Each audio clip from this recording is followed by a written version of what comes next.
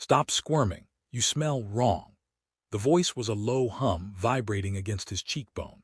Jax cracked an eye open, met by blurry bioluminescence and the disconcerting sensation of something cool and smooth sliding across his temple. Wrong. He smelled like engine grease, recycled air, and 3 days without a proper sonic shower. Standard operational procedure for a scavenger pilot after a crash landing. Definitely not wrong. He tried to lift his head, but a firm pressure held him down. Not painful, just insistent, like arguing with a gravity well. His vision cleared fractionally. Upside-down face. Big obsidian-dark eyes with shifting, iridescent pupils staring intently into his. Skin the color of deep twilight patterned with swirling lines of pale blue light that pulsed softly. Definitely not human. Definitely too close. "Get off," he rasped, his throat dry. The pressure eased slightly, allowing him to turn his head. He was lying on something soft, mossy maybe, inside what looked like a massive, hollowed-out seed pod or fungal growth. Glowing flora clung to the curved walls, casting an ethereal blue-green light. The alien female, he guessed from the voice and vaguely humanoid shape, crouched over him, one hand still planted firmly on his chest, the other now tracing the line of his jaw. Her fingers were long, tipped with dark, keratinous claws, but her touch was surprisingly gentle. Except for the part where she was pinning him down. "You are loud," she stated, tilting her head. A long, segmented tail tipped with feathery filaments twitched behind her, brushing against his leg. Sensory overload, great, loud, I haven't said anything. Inside, she tapped his chest again, right over his heart. The blue lines on her hand flared brighter for a second. Thump thump, panic, very noisy, smells sharp. He grunted, trying to sit up again. This time she let him, though she didn't move back. She watched him with unnerving focus, her strange eyes seeming to drink him in. Her body was lean, corded with muscle beneath the smooth, scaled skin. Faint ridges ran along her collarbones and down her arms, catching the ambient light. She wore minimal coverings, tough, woven straps across her chest and hips, adorned with carved pieces of bone or crystal. Nothing like any species registry he'd ever skimmed. "Where am I? What is this place?" Jax pushed himself fully upright, ignoring the ache protesting in his ribs. His ship, the Rust Bucket, had gone down hard after clipping that asteroid debris field. He remembered alarms screaming, the sickening crunch of metal, then blackness. "Safe," she hummed, the sound resonating oddly in his chest. "Shippy broke, big fire, pulled you out." She gestured vaguely towards the entrance of the pod cave, a tear-shaped opening draped with thick, glowing vines. "You're welcome." He ran a hand through his hair, feeling grit and something sticky, probably his own blood. "Right, thanks, I'm Jax." He offered a hand out of habit, then let it drop awkwardly. Shaking hands probably wasn't a thing. She just blinked, her pupils dilating slightly. "Lyra." The name was a soft sigh, the R rolling like distant thunder. "Cathar." So Lyra the Cathar, got it. Didn't help much. "Look, Lyra, I appreciate the rescue, but I need to check on my ship. If I can salvage the comms unit, maybe the nav computer." He started to stand, wincing as his bruised muscles complained. Lyra rose with fluid grace, effortlessly taller than him. Her tail gave another inquisitive flick, brushing his hip this time. He jumped, startled by the unexpected contact. A low chuckle vibrated from her chest, and the blue lines on her skin pulsed with amusement. "Ship is very broken," she said, a hint of something like teasing in her resonant voice. "Much scrap. Good for nesting, maybe." "Nesting?" He stared at her. "It's not for nesting, it's my livelihood, my way off this glowing fungus ball of a planet." She stepped closer, invading his personal space bubble again. He could feel a strange warmth radiating from her, see the intricate dance of light beneath her skin. She reached out, not touching him this time, but hovering a hand inches from his face. He could almost feel the energy crackling between them. "You are funny," she murmured, her dark eyes fixed on his mouth. "Skin crinkles here." She gestured towards the corner of his eyes. "And noise comes out, high then low, like startled sky lizards." He blinked, utterly bewildered. "You mean laughing?" She nodded slowly, her iridescent pupils seeming to swirl. "Laughing, yes, strange noise, good noise." Her focus intensified, unsettling and intriguing all at once. "Make it again." Jack stared at her. Make the noise again. Was she serious? He wasn't a trained SEAL performing for a surprisingly intimidating alien rescuer. "I don't just laugh on command," he said, trying to edge subtly away. "Fat chance." She mirrored his movement, her proximity a tangible pressure. Her tail curled slightly around his calf, not tight but definitely there. A possessive anchor. "Why not?" Lyra tilted her head again, the lines of light on her neck flaring emerald green for a heartbeat. "You made it before when I said, nesting." He remembered the absurdity hitting him, the bark of surprised laughter escaping before he could clamp down on it. Apparently it had made an impression. It was funny, unexpected. Funny is good. Her grasp of his language seemed decent, but the emotional nuances were clearly alien territory. "Yes, funny is good, usually." He tried to focus on the practicalities. "My ship, I really need to see it." Lyra considered him, her gaze sweeping over him from head to toe. The intensity was unnerving, like being scanned by a piece of high-end medical equipment with opinions. "Ship is dangerous," she stated finally. "Sharp edges, hot metal, and others."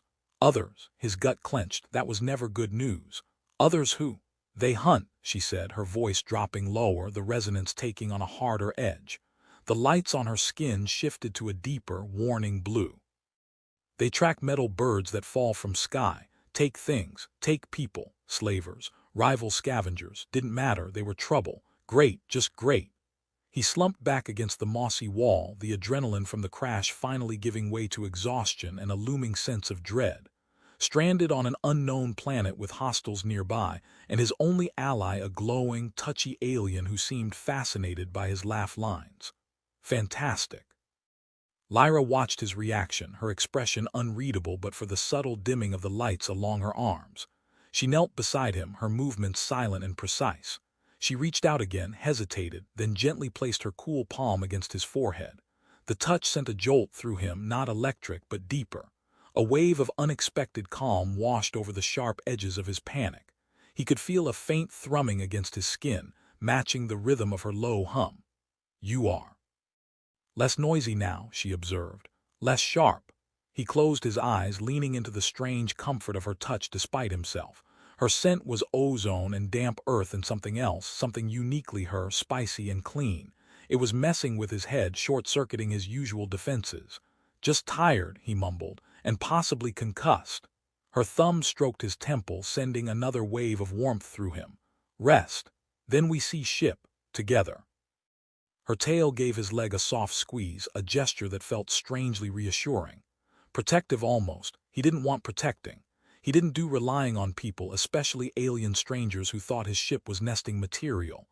But right now, concussed and stranded, with hunters apparently prowling, arguing seemed counterproductive. And her touch, it wasn't bad. Not bad at all. Dangerous, maybe. Addictive, definitely. But not bad. "Together," he agreed, his voice muffled. He felt her shift, settling beside him, a warm, solid presence in the cool, glowing cave. The rhythmic pulse of her bioluminescence was strangely soothing, a silent lullaby in an alien tongue. Sleep tugged at him, heavy and insistent. His last conscious thought was that maybe, just maybe, smelling wrong wasn't the worst thing that could happen today. Jax woke to the sensation of something tickling his nose. He swatted at it groggily, his hand connecting with something smooth and surprisingly strong. His eyes snapped open. Lyra was leaning over him again, her tail flicking playfully near his face. The tip, those feathery filaments, had been the culprit.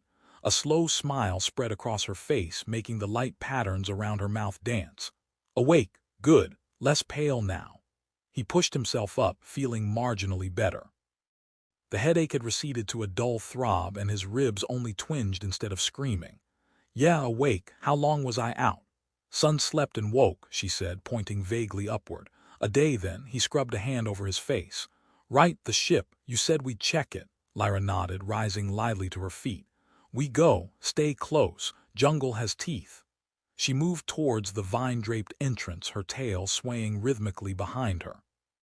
Jack scrambled to follow, grabbing the battered multi-tool clipped to his belt.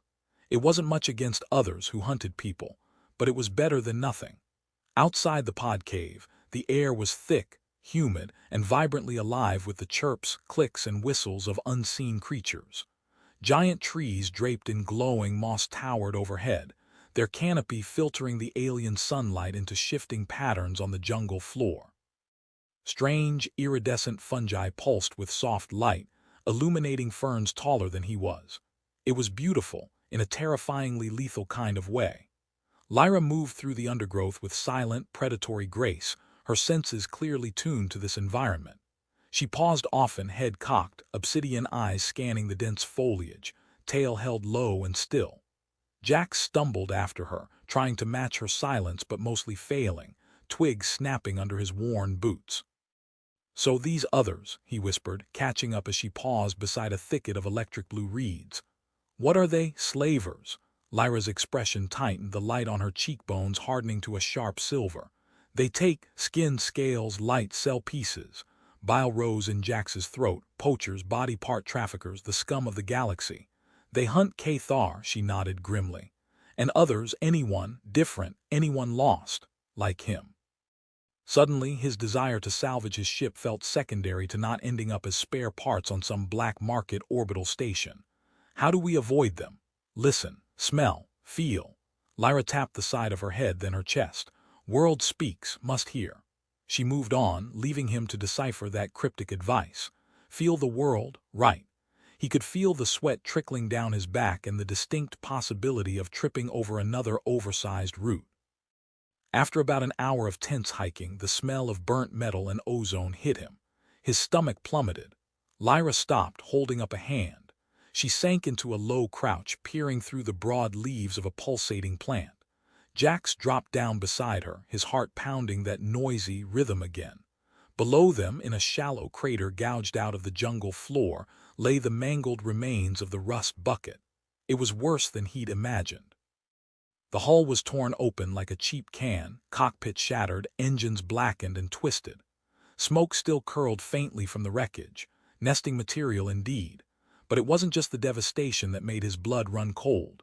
Figures moved around the crash site, 4 of them, bulky, clad in patchwork armor scavenged from multiple sources, carrying heavy-looking pulse rifles and vibroblades.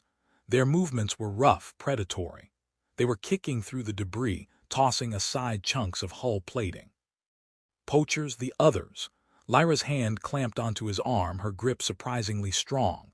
The light on her skin had gone a deep, dangerous crimson, pulsing rapidly. He could feel a low growl vibrating through her chest. "They search," she hissed, her voice barely audible above the jungle sounds. "For you." "Me?" Jax whispered back, incredulous.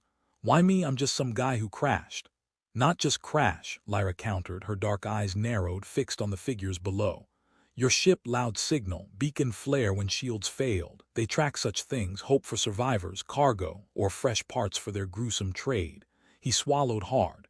They weren't just scavenging the ship, they were hunting him.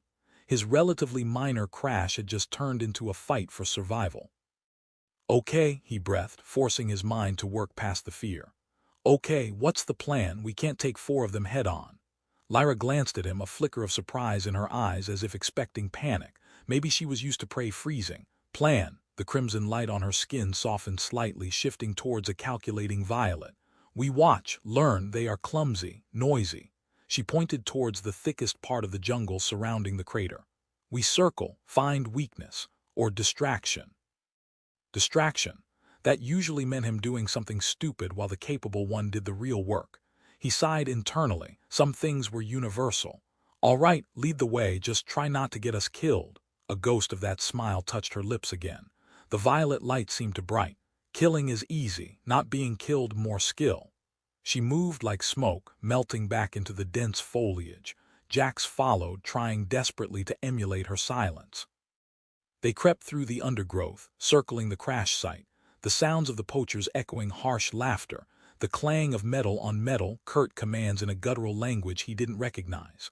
Lyra paused again behind a massive, buttressed tree root draped in phosphorescent vines. She peered through a gap, her body tense. Jax risked a look. The poachers had found something. They were gathered around the bucket's main cargo hold, prying at the sealed door with a hydraulic spreader. Whatever meager supplies he'd been hauling wouldn't interest them, but the hold itself. "My emergency kit," he muttered, mostly to himself. Medpack water purifier, signal flare, basic rations, and crucially, a thermal detonator he kept for clearing obstacles. Lyra glanced back at him, her brow ridges furrowed slightly. Kit, tools, supplies, one big boom. Her eyes widened almost imperceptibly, the violet light flickering. Boom. Yeah, noise, fire, distraction. A reckless idea began to form, fueled by desperation and the proximity of the disturbingly attractive alien warrior beside him. If I can get to it, I can create a diversion, give you an opening. Lyra studied him for a long moment, her gaze searching. He could feel that strange thrumming again, a faint resonance against his skin even without direct contact. It felt like she was weighing his resolve, his noise. Dangerous, she stated flatly. For you. Staying here while they butcher my ship and then hunt us down seems pretty dangerous too, he retorted, trying to sound braver than he felt. Can you handle them if they're separated, distracted? She gave a slow, deliberate nod. The violet light intensified, edged with predatory crimson again. Her tail lashed once, silently. 1, 2, yes, all 4 together, harder. Okay. So I need to get to the cargo hold, grab the detonator, set it off somewhere away from us, and hope you can deal with the chaos. It sounded insane even as he said it. Lyra reached out, her fingers brushing his cheek. The touch was electric, unexpected. Her eyes held his, the swirling iridescence hypnotic. You are very noisy, she murmured, but this time it didn't sound like a complaint. It sounded almost appreciative. Be fast, be quiet, then run. Before he could overthink it, before the sheer stupidity of the plan could paralyze him, Jax nodded. Fast, quiet, run, got it. He took a deep breath, focusing on the wreckage below, calculating the distance, the cover. This was it. Time to make some noise. Jax moved low and fast, darting between patches of glowing fungi and thick-trunked alien trees. Adrenaline hammered through him, sharpening his senses, silencing the ache in his ribs.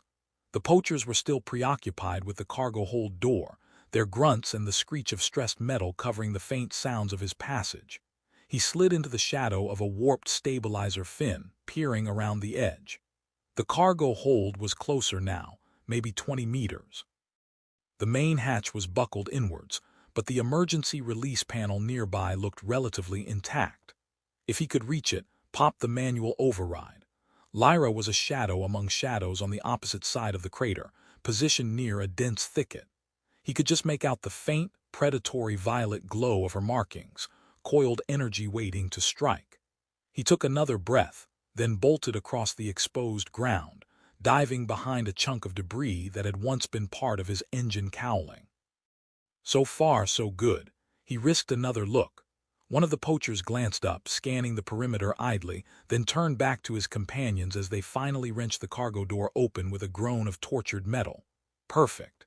Jax launched himself forward again, skidding to a halt beside the emergency release panel. His fingers fumbled with the latches, slick with sweat despite the cool jungle air. Come on, the panel popped open. He slammed his palm onto the emergency release button. With a pneumatic hiss, a smaller section of the main cargo door swung inwards, revealing the dark interior.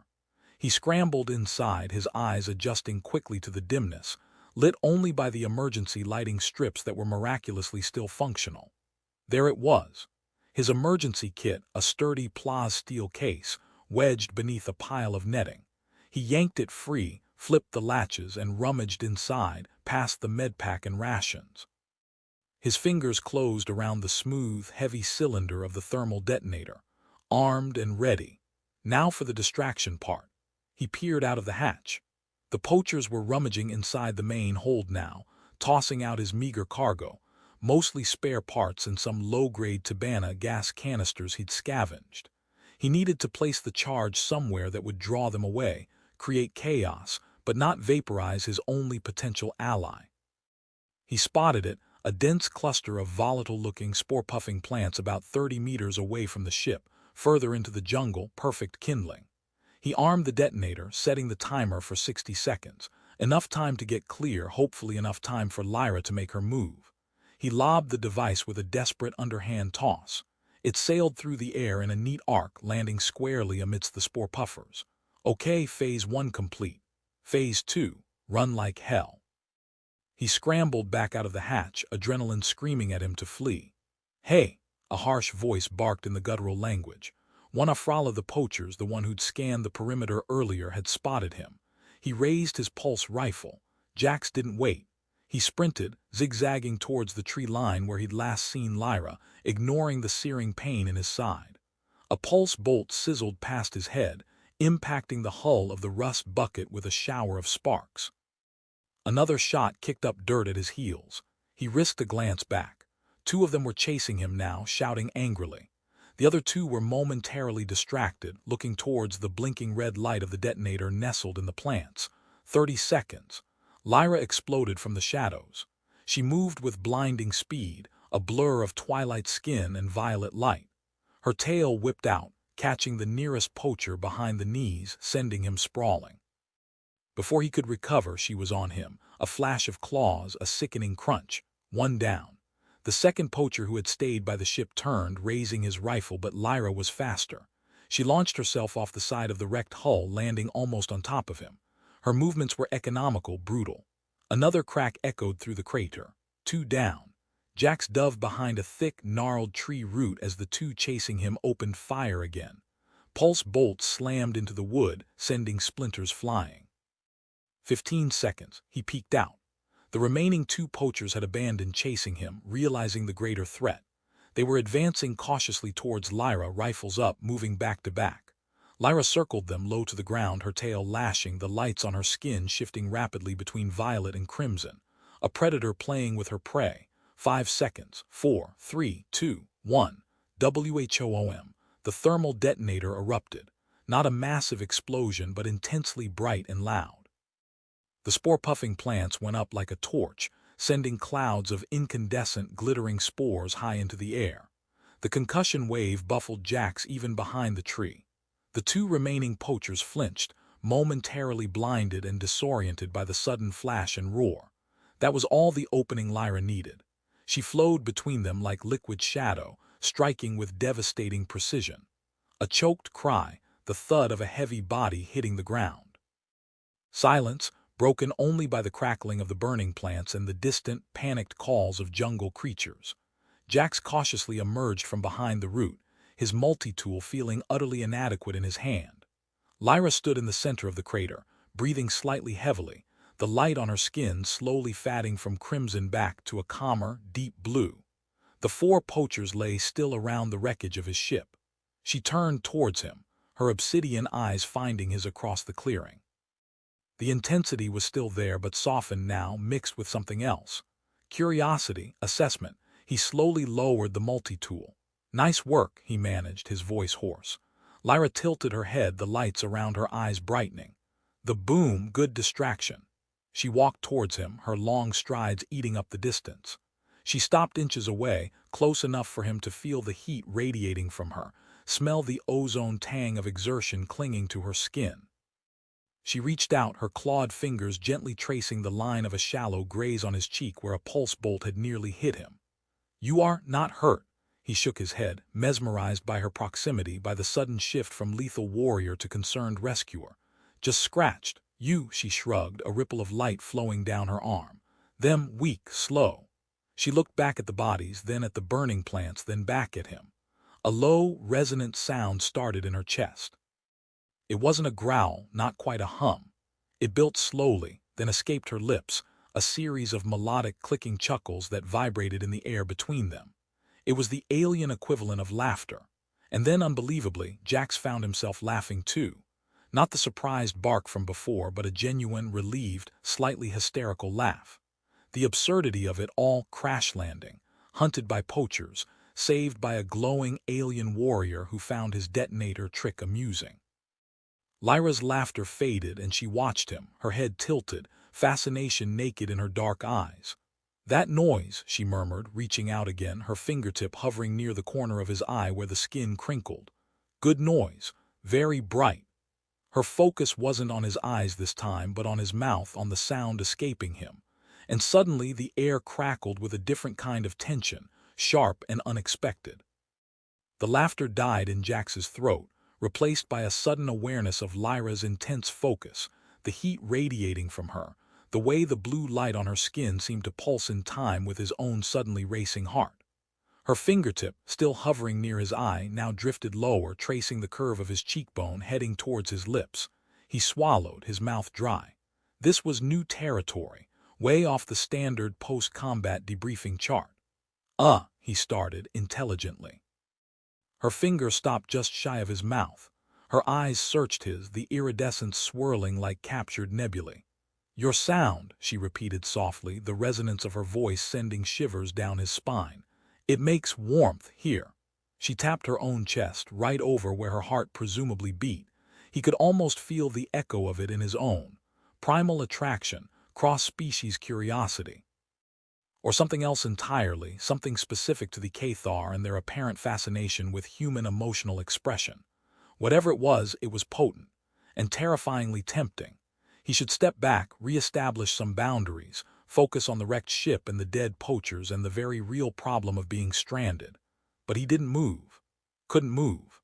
Her gaze dropped to his mouth again, and he felt an answering pull, a magnetic draw towards the alien intimacy she offered so guilelessly. Her own lips, dark and full, parted slightly. Was she going to?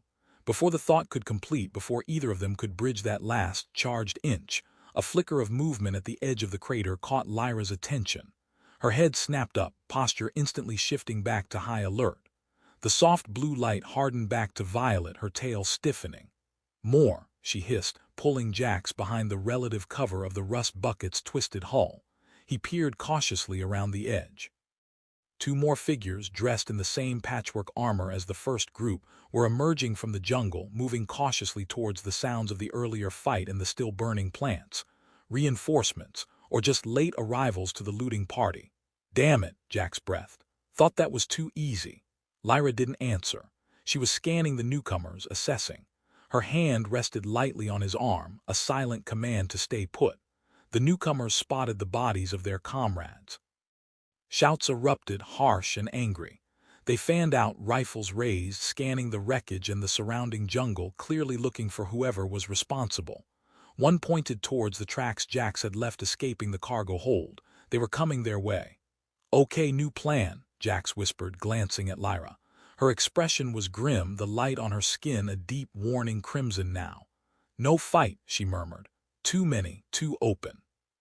She looked around frantically, her gaze snagging on the jagged tear in the rust bucket's hull near the cockpit.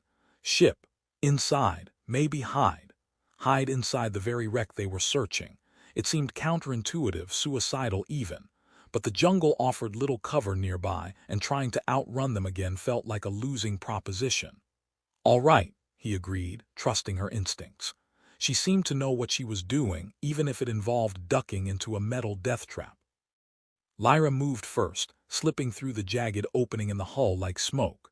Jax followed, wincing as a sharp edge snagged his jacket. Inside, the ship was a disaster zone. Wires hung like metallic vines, coolant pipes dripped onto buckled floor panels, and the acrid smell of fried circuits filled the air. The cockpit was barely recognizable, screens shattered, controls melted. Lyra pulled him further in, towards the small crew bunk area behind the cockpit. It was cramped, dark, and smelled faintly of stale synth coffee. She pushed him down behind an overturned storage locker, crouching beside him in the tight space. They were hidden from the main tier in the hull, but completely trapped if found. Footsteps crunched on debris outside. Voices barked commands closer now. One of the poachers peered through the main opening, his rifle light sweeping the interior. Jax held his breath, pressing himself flat against the cold metal bulkhead.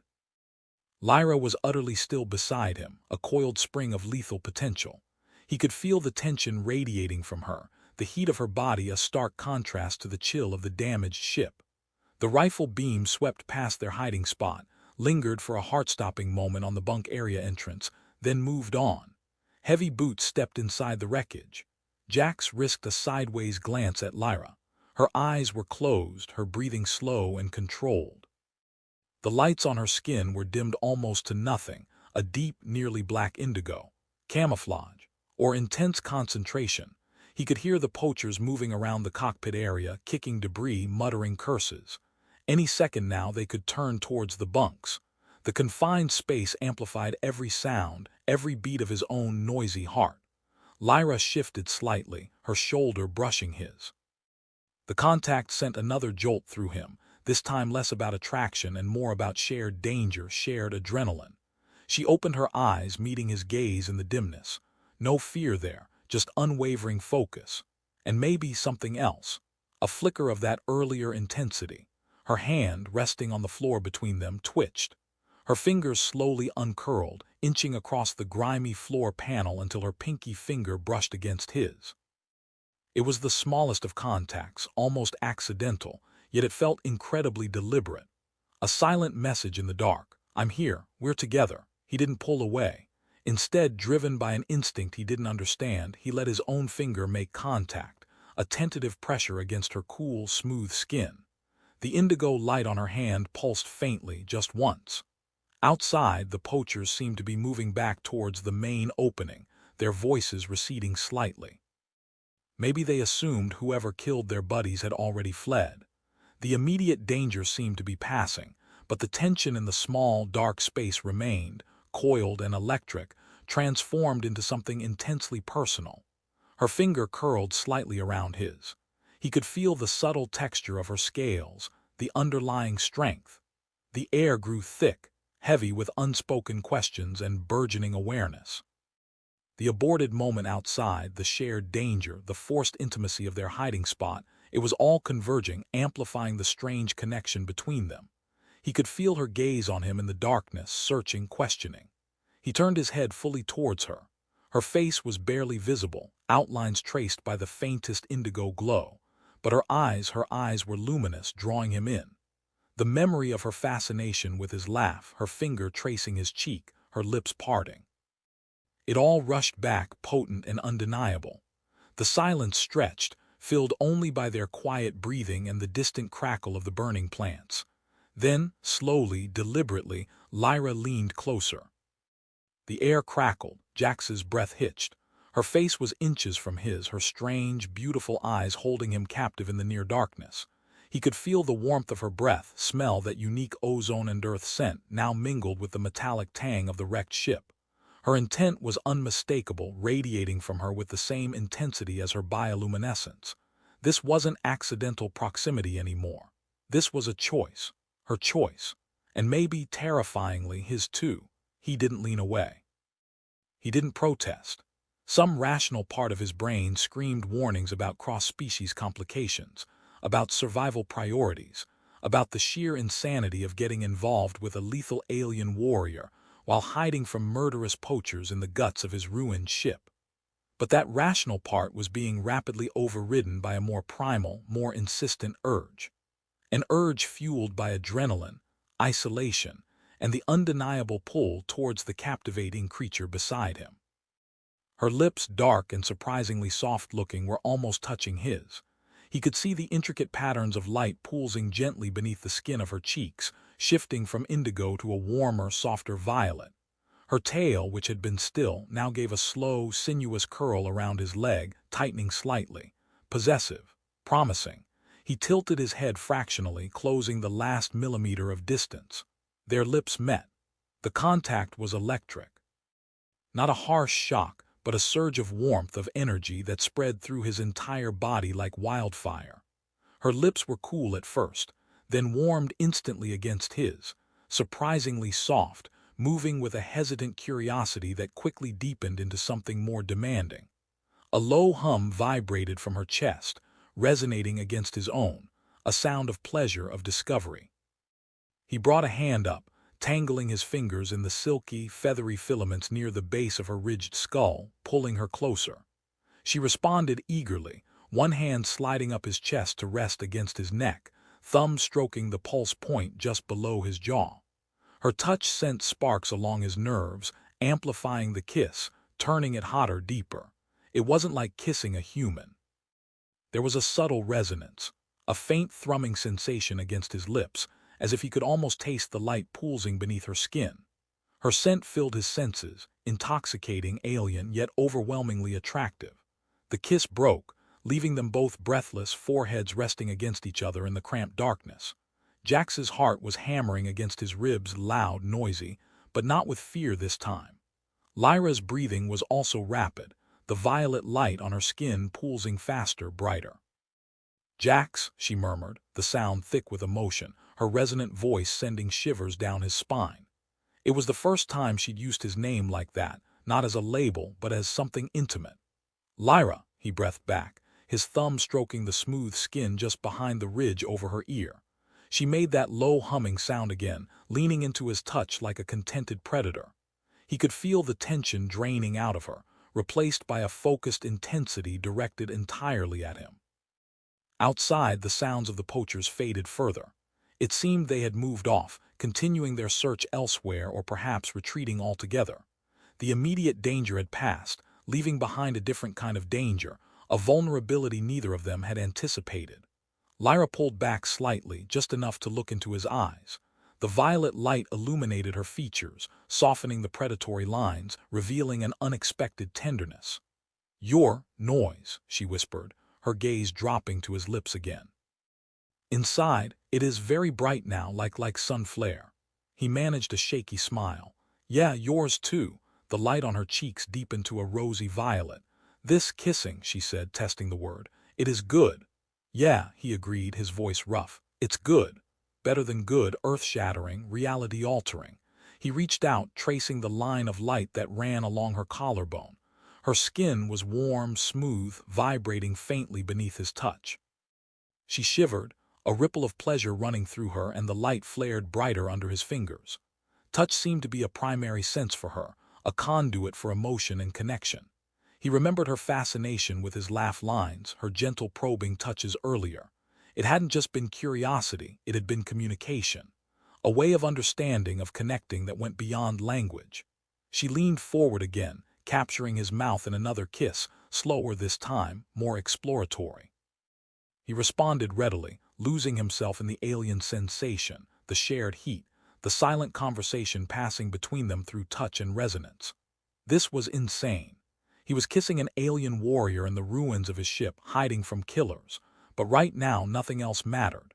The isolation, the fear, the uncertainty of his future, it all faded, replaced by the overwhelming reality of Lyra, of her touch, her taste, her light. This wasn't just physical attraction, he realized with a jolt.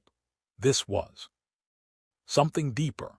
A connection forged in shared danger and unexpected intimacy. A bond resonating between two disparate souls lost in the vastness of space. And as her tail tightened possessively around his leg again, he knew, with terrifying certainty, that he didn't want to break it.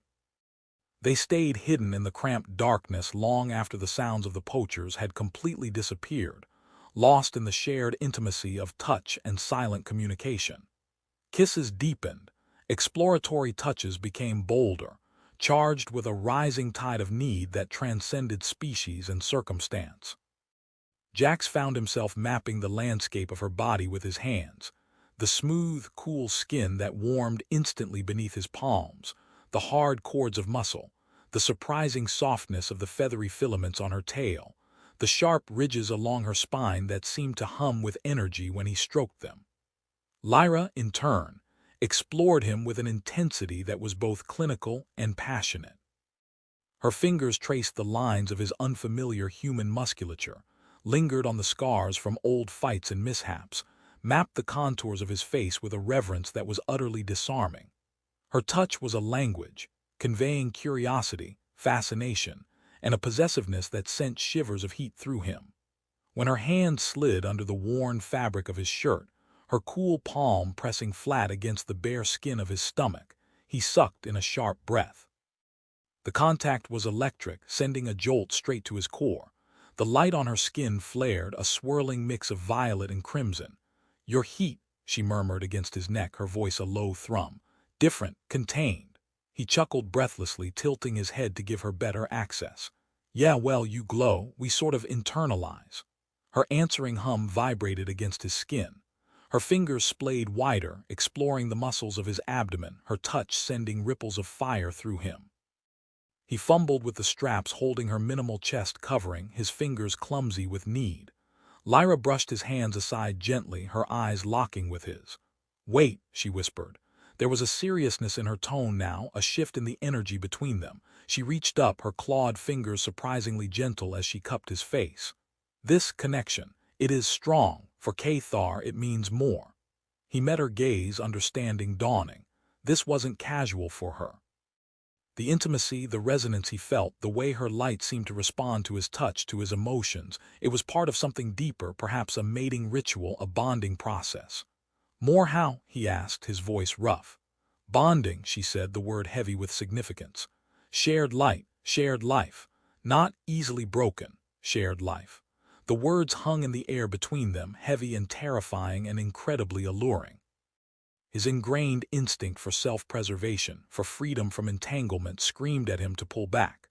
But looking into her swirling, luminous eyes, feeling the undeniable connection thrumming between them, the thought of breaking this bond felt like tearing out a part of himself he hadn't known existed until she touched it. "Is that what you want?" he asked, searching her face. "With me, a human." Lyra's expression softened, a vulnerability showing in her eyes that hadn't been there before. "Did not expect," she admitted. "You are strange, noisy, soft-skinned, but you're light." She touched his chest again, over his heart. "It calls to mine, especially when you make the laughing noise." She smiled faintly, a genuine, almost shy smile that transformed her face. "It is a good light, Jack, strong, warm." His guarded heart cracked wide open. Her simple, honest declaration bypassed all his defenses. He reached out, stroking her cheek, feeling the faint pulse of light beneath his fingertips. "Lyra," he breathed. He didn't have the words for the storm of emotions swirling inside him, relief, fear, desire, a profound sense of homecoming he'd never experienced before. He leaned in, kissing her again, pouring all that chaotic feeling into the touch. It wasn't just physical anymore. It was a confirmation, an acceptance, a surrender. Lyra responded instantly, her body melting against his, her own kiss conveying a fierce joy, a possessive claim that thrilled him as much as it terrified him. Her hands moved with renewed urgency, sliding under his shirt, mapping his skin, learning him. He fumbled again with her straps, and this time she helped him, shrugging the woven harness off her shoulders. The blue-violet light of her skin illuminated the confined space, revealing the taut muscles of her torso, the subtle patterns shifting and swirling across her skin like living constellations. She was magnificent, alien, beautiful. She pushed him back gently against the bulkhead, her eyes blazing with violet fire. Her hands went to the fastenings of his trousers, her movements quick, efficient, driven by a primal urgency that mirrored his own. There was no room for hesitation, no space for doubt in the face of such raw, honest need. Skin met skin, cool scales against warm flesh. The contrast was electric, a sensory explosion that stole his breath. Lyra gasped as their bodies pressed together, a wave of bright golden light washing over her skin, emanating from her core. He felt an answering warmth spread through him, a resonance that seemed to connect them on a level deeper than mere physical contact. "Jax," she breathed, her voice trembling slightly, filled with wonder. He pulled her down, finding her mouth again, kissing her with a desperation born of years of loneliness and guarded emotions finally breaking free. This was more than sex, more than survival. This was finding an anchor in the storm, a light in the darkness. This was bonding. And as Lyra moved against him, her resonant hum building into a low, keening cry of pleasure that vibrated through his very bones, Jax knew he was irrevocably lost, or perhaps finally found. The aftermath was a tangle of limbs, shared breaths, and quiet wonder in the dim confines of the ruined ship. Jax lay back against the cool metal, Lyra curled against his side, her head resting on his chest, right over his noisy heart. Her bioluminescence had softened to a gentle, steady azure glow, pulsing in a slow, even rhythm that matched her breathing. Her tail was wrapped loosely around his legs, a comforting weight. He stroked her back, feeling the smooth scales, the hard ridges, the underlying warmth. It felt right. Insanely, terrifyingly right. He felt strangely peaceful, depleted but content in a way he hadn't thought possible just hours ago. The adrenaline crash hadn't hit him with its usual bone-deep weariness.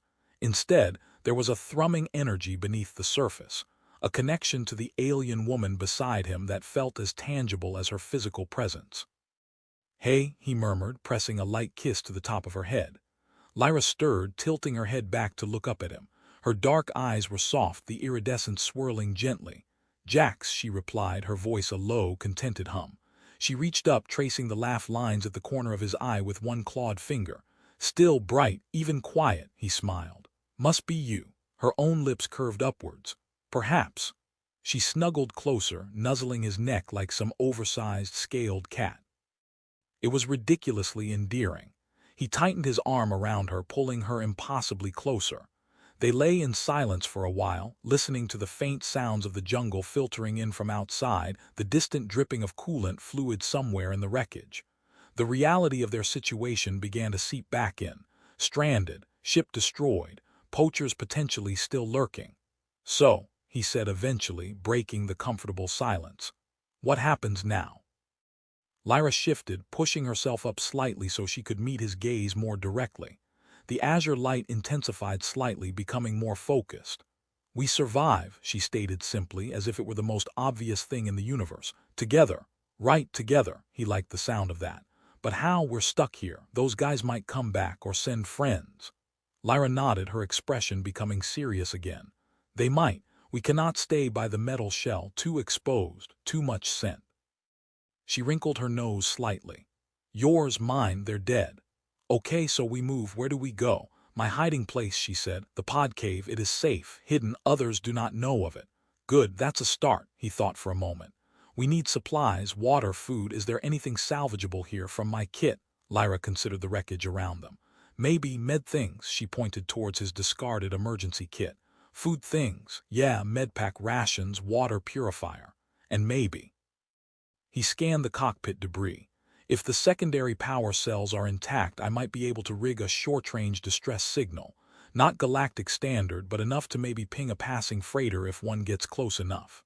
It was a long shot, but better than nothing. Lyra nodded again. "We look, quickly, then go before sun sleeps again." They disentangled themselves reluctantly, the loss of contact feeling strangely profound.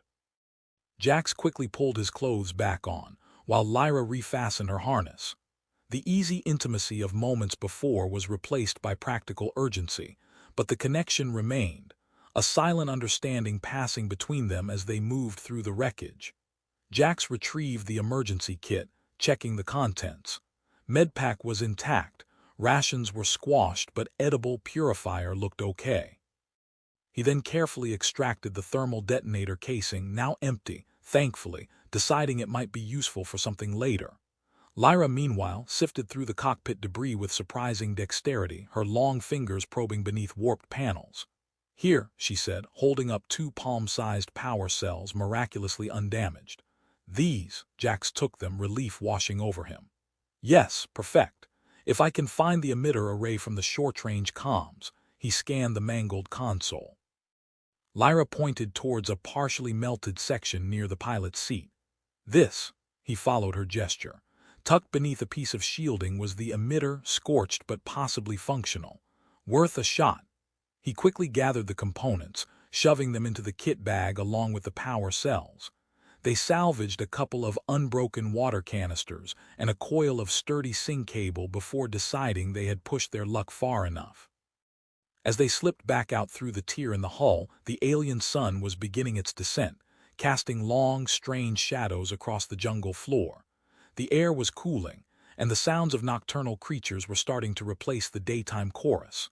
Lyra paused, scanning the tree line, listening intently. "Clear," she murmured, then gestured for him to follow. "Quickly now." They moved back into the dense foliage, leaving the ruined rust bucket and the bodies of the poachers behind them. Jax glanced back once at the wreckage, a pang of loss hitting him not just for the ship but for the life he'd known. Isolated, self-reliant, guarded. That life was gone, vaporized as surely as if the detonator had hit it directly. Now there was Lyra, a glowing, dangerous, fascinating alien who laughed like clicking thunder and bonded through shared light. A future he couldn't have imagined yesterday, terrifying and uncertain but undeniably hopeful. Lyra seemed to sense his hesitation. She slowed, waiting for him, and reached out, her hand finding his. Her skin was cool, her grip strong and reassuring. The azure light pulsed gently. Together, she repeated, her voice soft but firm. He squeezed her hand, meeting her gaze. Together. They turned and melted into the deepening twilight of the alien jungle, two disparate souls heading towards an unknown future, bound by a connection forged in fire, darkness, and the surprising power of a shared laugh. The journey back to the pod cave felt different. Before, Jax had been stumbling, disoriented, following a mysterious rescuer. Now he walked beside Lyra, their hands occasionally brushing, a silent awareness flowing between them. The jungle, still dangerous and alien, seemed less threatening with her navigating the twisting paths, her senses alert to every rustle, every change in the scent of the air. She pointed out edible-looking fungi, warned him away from plants with neurotoxic thorns, and occasionally paused to let him catch his breath, her dark eyes filled with an unnerving perceptiveness about his human limitations. He found himself watching her, the fluid grace of her movements, the way the light shifted beneath her skin, the subtle twitches of her tail that seemed to telegraph her mood.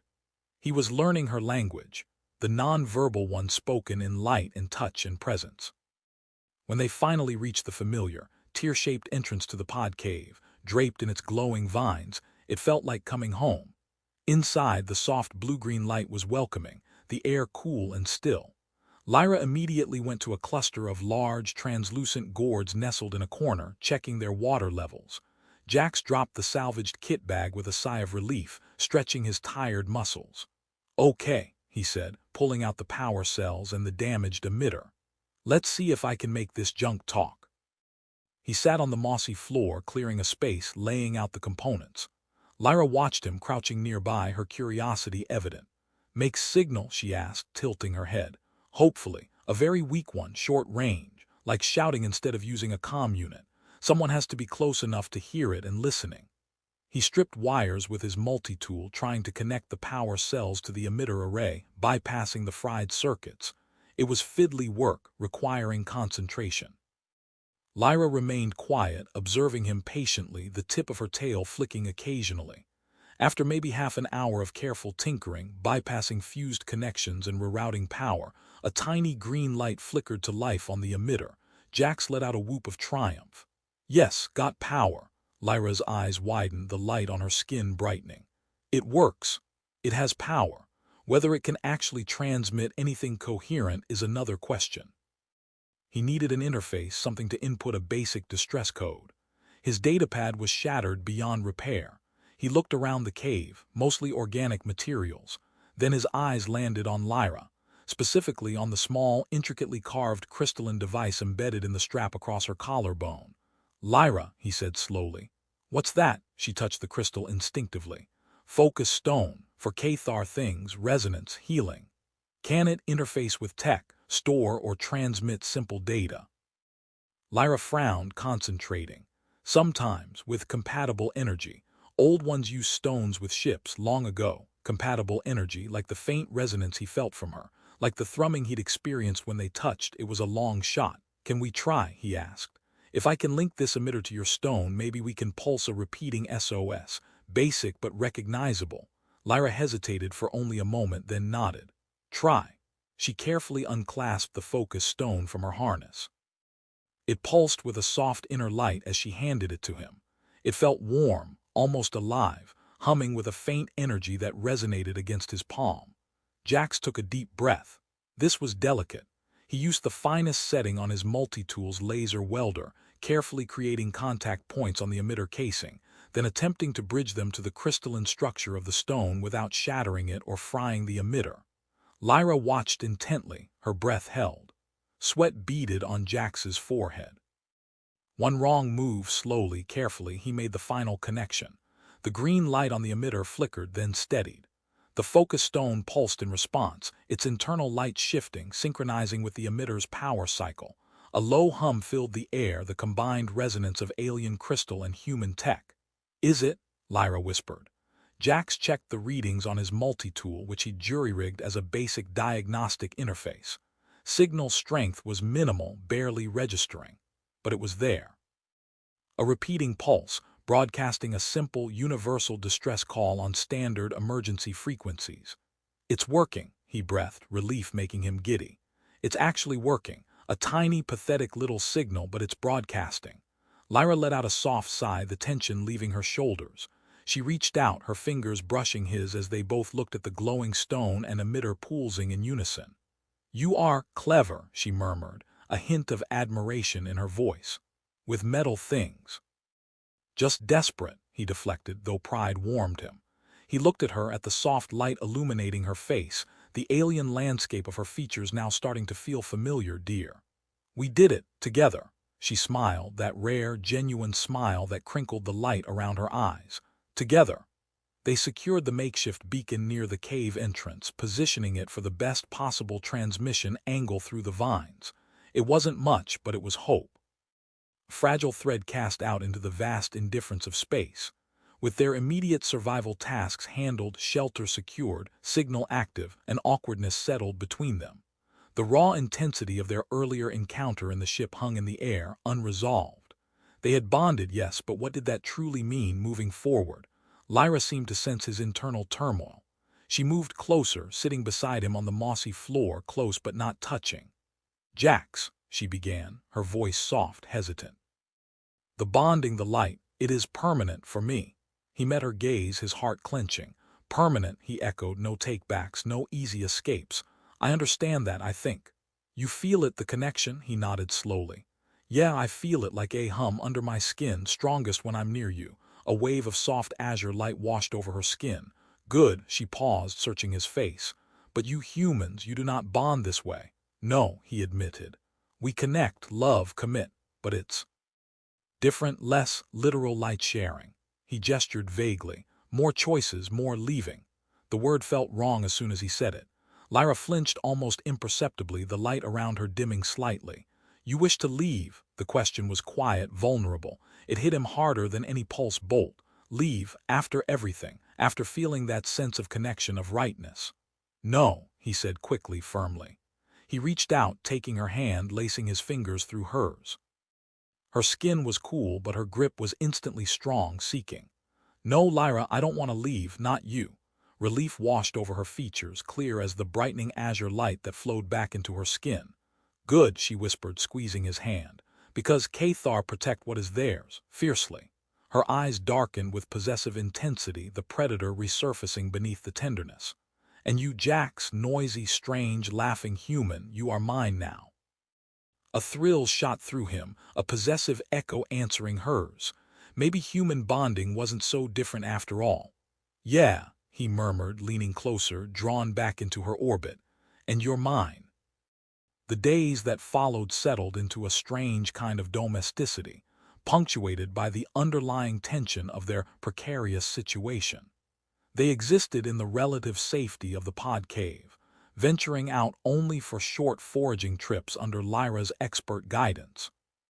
She taught him which glowing fungi were safe to eat, how to track the six-legged herbivores that tasted surprisingly like terrestrial venison, and how to read the subtle shifts in the jungle's atmosphere that warned of approaching electrical storms or territorial predators.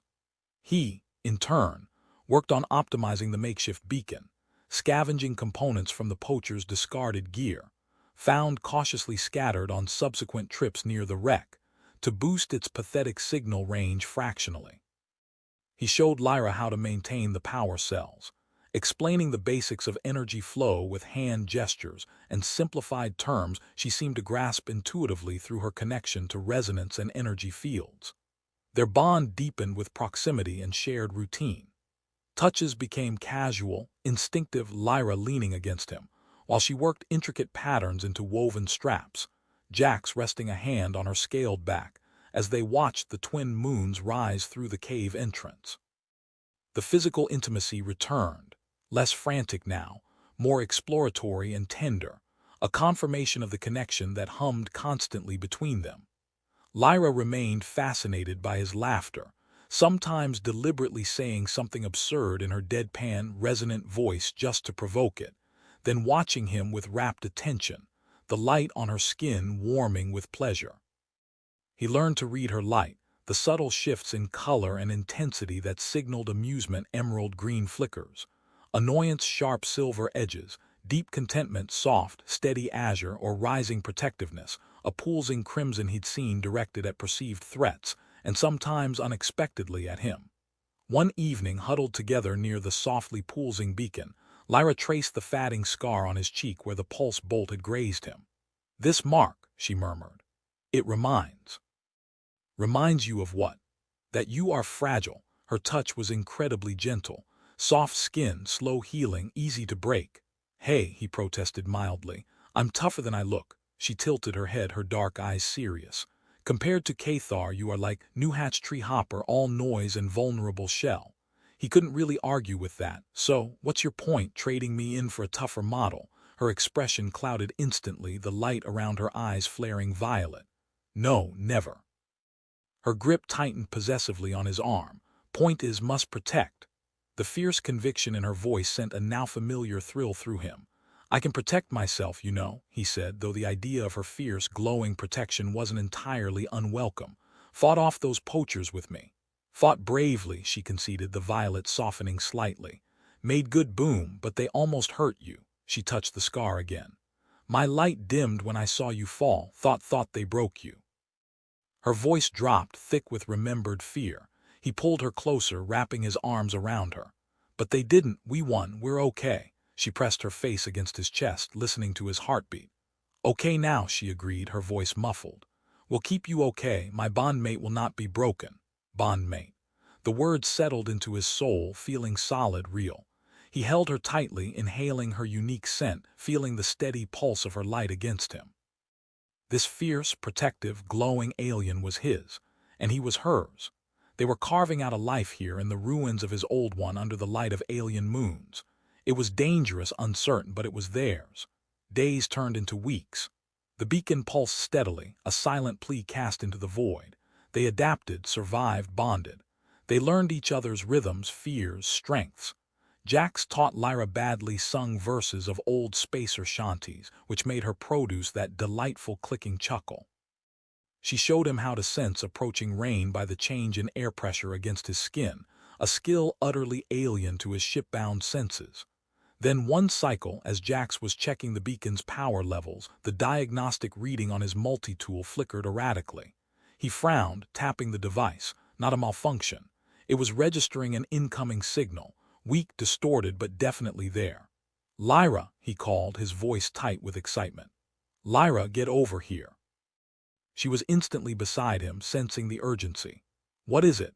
"A signal. Someone's hailing us." He frantically tried to stabilize the connection, boosting the receiver gain. Static crackled, then resolved into a heavily accented voice speaking galactic standard. "Pete, unknown signal source, identify yourself. This is Patrol Cutter Vigilant responding to low-band distress pulse. Do you require assistance?" Jax grabbed the focus stone, which served as their crude microphone. "Yes. Yes, we require assistance.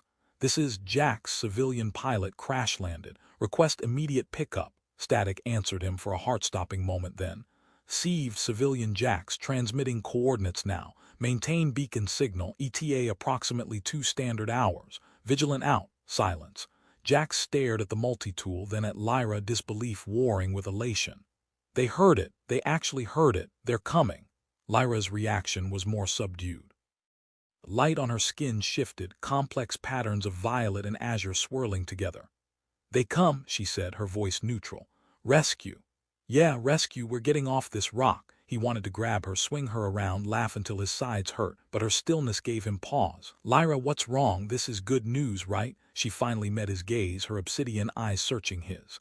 "Good for you," she said softly. "You go home." Home. The word felt strange, distant. Where was home anymore? Not the empty hab unit on some overcrowded station, not the solitary cockpit of a ship. He looked around the glowing cave, at the mossy floor that had become their bed, at the alien woman who had become his anchor, his bondmate. "What about you?" he asked, his voice suddenly tight. "Where will you go?" Lyra looked away towards the vine-draped entrance. "Cathar cannot go on. Patrol cutters, they ask questions, see. Differences, might see. Value. Poachers weren't the only threat. Galactic authorities, scientists, collectors, many might see a Cathar as a specimen, not a person, especially one traveling with a human of no importance." His elation evaporated, replaced by a cold dread. Leaving her behind was unthinkable, but taking her with him could be condemning her to a cage. "No," he said firmly, taking her hand. "We're together, remember, no leaving." Lyra looked back at him, hope warring with fear in her eyes. "But how? They will not understand." "Then we make them understand," Jack said, his jaw setting with determination. "Or we find somewhere else to go, somewhere safe for both of us." He squeezed her hand. "We faced down poachers, we survived a crash, we can handle some patrol grunts." Her lips curved into a hesitant smile, the azure light warming her skin. "You are noisy with courage." "Learned it from you," he countered, pulling her closer. The rescue ship was coming, bringing the complexities of the wider galaxy crashing back into their secluded world. It wasn't the simple happy ending he might have imagined. But looking at Lyra, feeling the steady thrum of their bond, he knew one thing for sure: their story wasn't over. It was just beginning. The Vigilant would arrive, and they would face it, side by side, two lights against the darkness. Together.